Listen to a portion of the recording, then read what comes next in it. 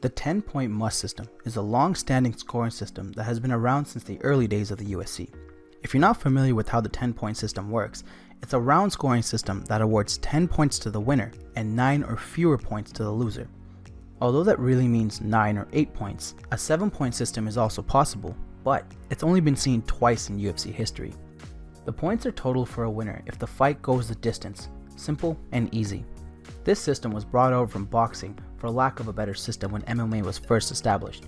Compared to MMA, boxing has many more rounds to a bout, usually having between 8 to 12 rounds, meaning losing a point or two means far less than in MMA.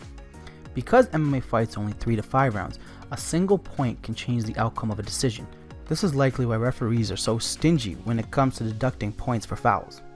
The scoring system seems simple enough, but the major problem that arises when in a fight is when fighter A can win 2 rounds emphatically and get 2 10-9 rounds, and fighter B barely scrapes by on scorecards for 3 rounds and gets the win. A prominent recent example of this is Holloway vs Volkanovski 2. Holloway won the first 2 rounds very clearly, scoring some knockdowns and being far ahead on strikes, whereas Volkanovski won rounds 4 and 5 on a slight edge in strike numbers, with round 3 being the close deciding factor. The judges inevitably gave the fight to Volkanovski.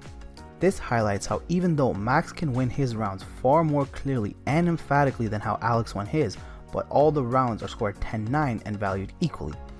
Another example of this is Whittaker vs Romero 2. Yoel Romero won his rounds in devastating manner, dropping and hurting Whittaker multiple times, and Whittaker won his rounds off not necessarily more damage, but a higher strike count and output. Round by round, Whittaker did edge out 3 of the 5 rounds, but the difference in quality of the rounds he won versus those that Romero won is what upset many fans and made people call it a robbery. This system is far from perfect and definitely needs an update, but how can it be improved? There are several ideas that have floated around throughout the years, so let's go over some of them. Probably the most common suggestion change out there is that fights should be judged as a whole. After all, that's how fights in Pride FC were judged long before the creation of the UFC and the unified rules. If you've been around MMA for a while, you know that there's a big part of the community which is very vocal about wanting the return of Pride rules. Usually, that refers to wanting to bring back soccer kicks and knees to downed opponents, but it also includes judging fights as a whole. The idea of judging fights as a whole definitely has its merits. The main benefit in doing so would be to eliminate the main issue of the 10-point system and its uneven scoring, like the Holloway-Volkanovski example mentioned earlier. It would allow judges to judge the fight based on which fighter did more damage overall and generally took control of the majority of the fight. It might also deter fighters from point fighting just to edge out the round or playing it safe near the end of a fight for the same reason. If you're not familiar with it, I'd suggest rewatching Bisping vs Hendo 2 and see how you would judge that fight as a whole. With the current system, Bisping won 3 of the 5 rounds, but overall, Hendo clearly did more damage. Fights like these are why people would suggest a full fight judging system. This method of judging is not without its flaws.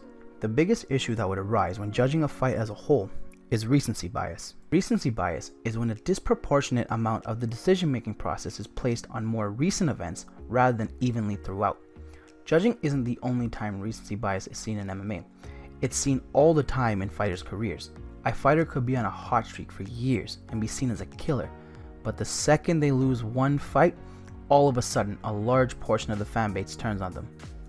Recency bias is present with the current scoring system as well. A 5-minute round is a long time in MMA terms, and if a round is even between 2 fighters, it's common for the round to be scored in favor of whoever had the strongest end of the round. That kind of scoring bias might end up being magnified if a fight is judged over a full 15 or 25-minute bout. Another issue that might arise with this idea is that judges might end up either consciously or subconsciously scoring the fight round by round anyways.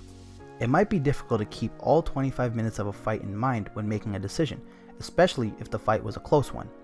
Out of convenience, judges might end up thinking to themselves, well, I know fighter A won the first 2 rounds, second 2 was fighter B, and the 5th was A, so overall the fight goes to fighter A, whether it's done consciously or not.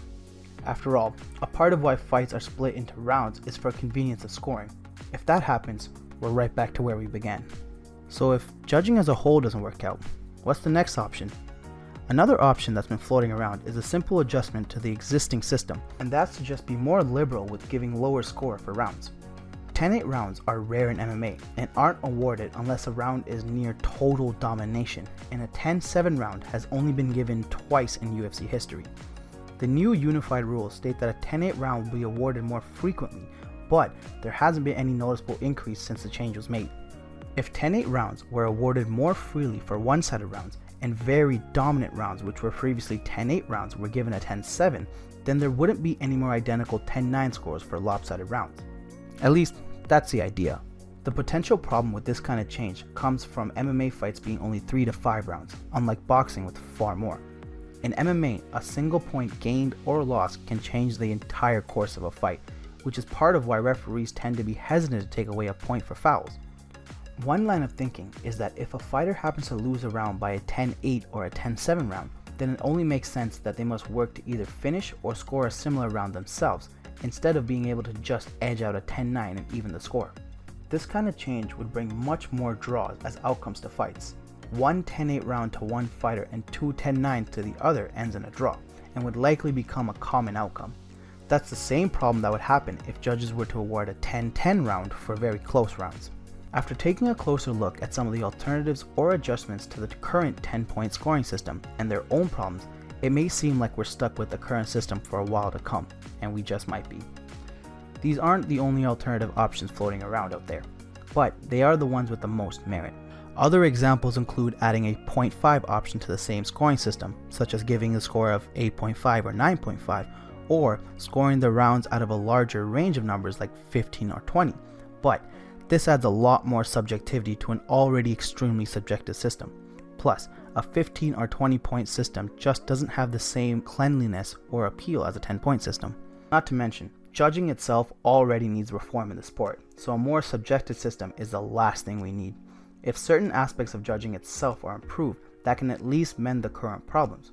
Issues like overvaluing takedowns without damage or valuing strike count over damage currently negatively skew the outcomes of decisions and should be addressed before changing the scoring system.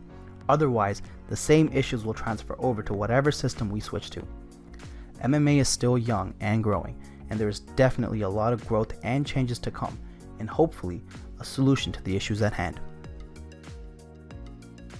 Thanks for watching our video.